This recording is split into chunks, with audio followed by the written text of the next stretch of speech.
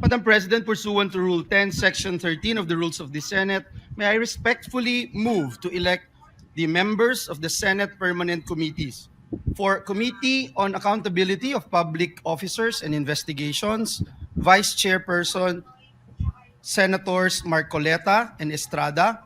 Members, Senators Go, Padilla, Villar, Escudero, Marcos, Mark Villar and Camille Villar. I so move, Madam President. Hearing no objection, the motion is granted and approved.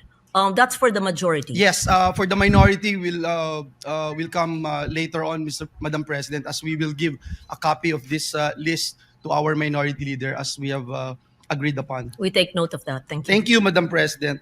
Madam President, for the Committee on Energy, Vice Chairperson Dante Marcoleta and members, Senators Go, Padilla, Estrada, Marcos, and Villanueva. So move, Mr. President, Madam President. No objection. Hearing none. Motion is approved.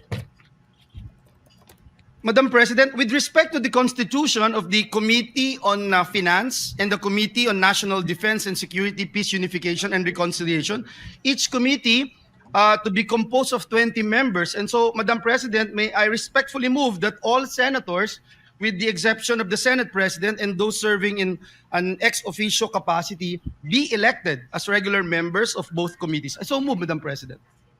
Any objection? Hearing none. Motion is approved. For the Committee on Youth, chaired by Senator Bongo, members Senator Estrada and Senator Mark Villar. So moved, Madam President. No objection. Hearing none. Motion is approved.